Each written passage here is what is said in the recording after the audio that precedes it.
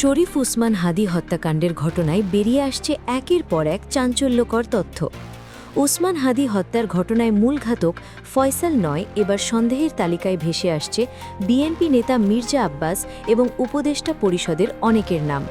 হাদি হত্যায় প্রত্যক্ষ এবং পরোক্ষভাবে এমন সব রাঘব বোয়ার এবং হাই প্রোফাইল ব্যক্তিদের নাম উঠে আসছে, যা শুনলে আপনারা কল্পনাও করতে পারবেন না। শুধু তাই নয়, এই হত্যাকাণ্ডের মোড় ঘোরাতে স্বয়ং প্রশাসন থেকেই রটানো হয়েছে এমন সব গুজব, যার আসলে কোনো অস্তিত্ব নেই। গতকাল প্রশাসনের পক্ষ থেকে দাবি করা হয়েছিল ভারতের মেঘালয়ে নাকি হাদির খুনিদের গ্রেপ্তার করা হয়েছে, অথচ ভারতের মেঘালয়ের পুলিশ এই দাবি সরাসরি অস্বীকার করেছে। তাহলে প্রশ্ন জাগে, প্রশাসন কেন এই মিথ্যে নাটক সাজানো? তবে কি খুনিরা দেশে আছে, নাকি কাউকে বাঁচানোর চেষ্টা চলছে?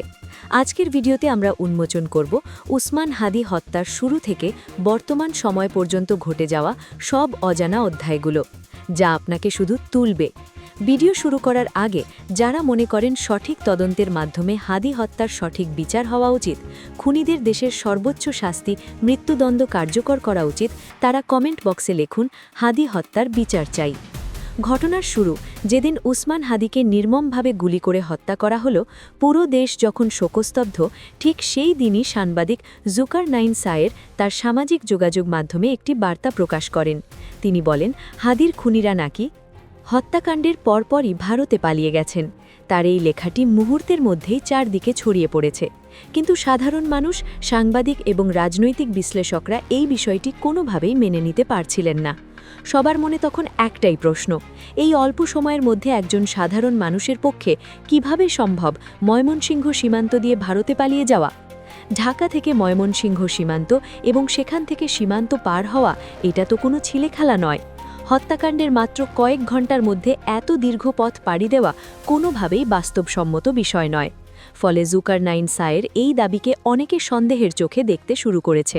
সাধারণ জনগণ বুঝতে পেরেছেন এখানে হয়তো একটি বড় গমলা আছে, যা মানুষকে ভুল পথে পরিচালিত করার চেষ্টা করছে। এরপর আমরা দেখলাম পুলিশি তৎপরতা। পুলিশ একের পর এক এই হত্যাকাণ্ডের সাথে জড়িত সন্দেহভাজনদের গ্রেপ্তার করতে শুরু করে। কিন্তু মূল আসামি, অর্থাৎ যে গুলি চালিয়েছিল, সে ফজলুল করিম মাসুদ তখনও ধরাছোঁয়ার বাইরে। তাকে না পেয়ে পুলিশ তার বাবা, মা, স্ত্রী এবং শ্যালকসহ পরিবারের সকল সদস্যদের গ্রেপ্তার করতে থাকে। প্রশাসনের এই অতি তৎপরতা দেখে মনে হচ্ছিল তারা মূল আসামিকে ধরার জন্য মরিয়া হয়ে আছে। কিন্তু হঠাৎ করে জনমনে গুঞ্জন উঠল, সুপারফাস্ট আসলে ভারতে পালিয়ে যায়নি, সে বাংলাদেশেই আত্মগোপন করে আছেন, আর তাকে নিরাপদে রাখার জন্যই হয়তো ভারতে পালনের এই নাটকটি সাজানো হয়েছে। ঘটনার মোড় নেয় তখন, যখন আরেকটা বিষয় মানুষের মুখে মুখে ছড়িয়ে পড়ে। শোনা যায় সুপারফাস্টের এই হত্যাকাণ্ডের জন্য 127 কোটি টাকা পেয়েছে। টাকার অঙ্কটা শুনলে যে কারোর চোখ কপালে উঠতে বাধ্য হবে। কিন্তু প্রশ্ন হলো, এত বিশাল অঙ্কের টাকা কে দিল, কিংবা কেন দিল? তখনই অভিযোগের তীর সরাসরি গিয়ে পড়ে বিএনপি নেতা মির্জা আব্বাস সিদ্দিকীর পেছনে। এর পিছনে একটি শক্তিশালী কারণ রয়েছে। আপনারা জানেন, মির্জা আব্বাস এবং নিহত উসমান হাদি একই নির্বাচনী আসন থেকে প্রতিদ্বন্দ্বিতা করছিলেন। রাজনৈতিক মহলে এবং সাধারণ মানুষের মনে এই কথাই ঘুরপাক খাচ্ছিল। উসমান হাদি যদি বেঁচে থাকেন বা তাকে যদি সরিয়ে দেওয়া হয়, তবে এই আসনের সবচেয়ে বড় লাভ হবে। উত্তরটা খুবই সহজ, মির্জা আব্বাসের। তদন্তের গভীরে গিয়ে যে তথ্য বেরিয়ে এলো তা ছিল আরও ভয়ঙ্কর। জানা গেল এই 127 কোটি টাকার সম্পূর্ণ লেনদেন নাকি হয়েছে মির্জা আব্বাসের মালিকাধীন ঢাকা ব্যাংকের মাধ্যমে। এই তথ্য সামনে আসার পর জনমনের সন্দেহ এবং অবিশ্বাসে রূপ নিয়েছে। সবাই ভাবতে শুরু করল, তাহলে কি এই হত্যাকাণ্ডের মূল নির্দেশদাতা, পরিকল্পনাকারী হিসাবে মির্জা আব্বাস আছেন নিজের পথের কাঁটা সরাতে? কি এত বড় অঙ্কের টাকার খেলা হলো?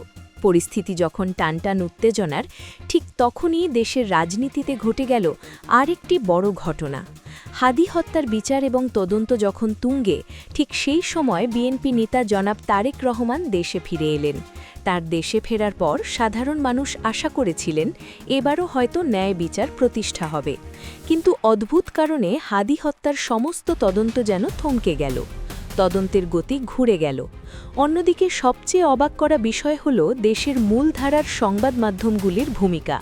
যে সংবাদ মাধ্যমগুলো আগে হাদি হত্যা নিয়ে সরব ছিল, তারা হঠাৎ করেই মুখ, যেন কোনো পাক লোক হাদি হত্যার খবর বা তদন্তের অগ্রগতি নিয়ে আর কোনো তুলকালাম দেখা গেল না।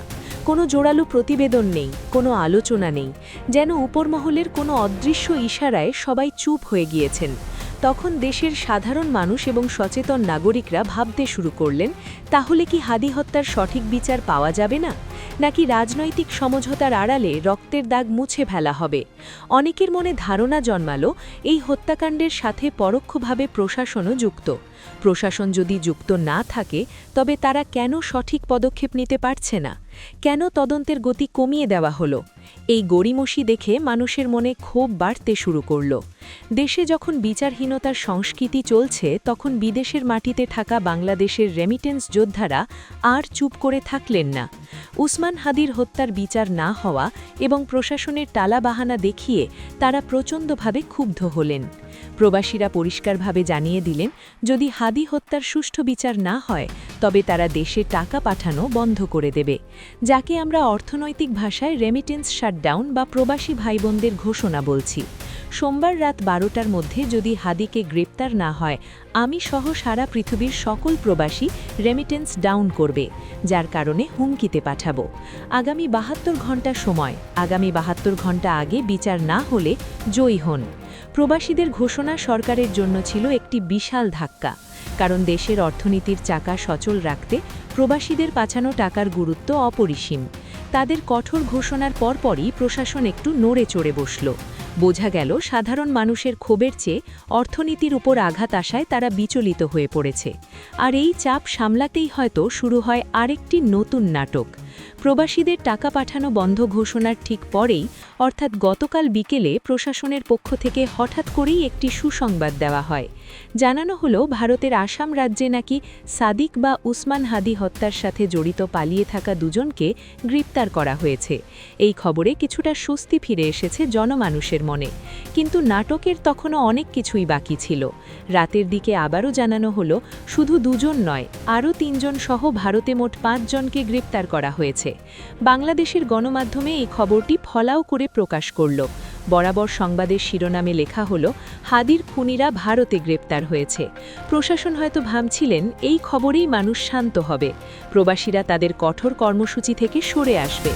কিন্তু হঠাৎ করেই আশ্চর্যজনকভাবে ভারতের মেঘালয় পুলিশ এবং মেঘালয় প্রশাসন থেকে জানানো হলো, এমন কোনো ঘটনাই ঘটেনি। মেঘালয়ের পুলিশ পরিষ্কার ভাষায় জানিয়ে দিল, এখনও পর্যন্ত কাউকে গ্রেপ্তারের কোনো ঘটনা তাদের রাজ্যে ঘটেনি। ভারতের স্থানীয় গণমাধ্যমগুলোতেও মেঘালয় পুলিশের এই অস্বীকারের খবরটি প্রকাশিত হয়েছে। ভারতের গণমাধ্যমে প্রকাশিত এই সংবাদটি দেখার পর পুরো বাংলাদেশ জুড়ে এখন তীব্র আলোচনা সমালোচনা তৈরি হয়েছে। প্রশাসন আসলে এখানে কি বোঝাতে চাইছে? ভারতে গ্রেপ্তার হয়েছে বলে মিথ্যা সংবাদ প্রচার করে তারা কি বাংলাদেশে উত্তপ্ত পরিস্থিতি শান্ত করতে চাচ্ছে? বিষয়টি এখন আর শুধু একটি হত্যাকাণ্ডের মধ্যে সীমাবদ্ধ নেই। এর সাথে জড়িয়ে আছে মিথ্যাচার, রাজনৈতিক চক্রান্ত এবং প্রশাসনিক ব্যর্থতার একটি কালো অধ্যায়। যদি খুনিরা ভারতে গ্রেপ্তার না হয়ে থাকেন, তবে তারা কোথায়? আর প্রশাসন কেন এত বড় মিথ্যা কথা বলল? উসমান হাদির রক্ত কি তবে বৃথা যাবে? 127 কোটি টাকার উৎস কি? মির্জা আব্বাসের সংশ্লিষ্টতা এবং প্রশাসনের এই লুকোচুরি, সব মিলিয়ে এই ধোঁয়াশাপূর্ণ পরিস্থিতি তৈরি হয়েছে। দর্শক, আপনারা কি মনে করছেন? এই নাটকের শেষ কোথায়? আমাদের কি বোকা বানানো হচ্ছে? আপনাদের মূল্যবান মতামত আপনি চাইলে আমাদের কমেন্ট করে জানিয়ে দিতে পারেন। আমি চাইব না, আমি যাদের কাছে বিচার চাইব তারা ফ্যাসিস্ট। দর্শন হাদি ভাই কবরে আছে। যারা হাদি ভাইয়ের হত্যার সাথে পরোক্ষভাবে জড়িত, তারা বড় বড় চেয়ারে বসে আছে।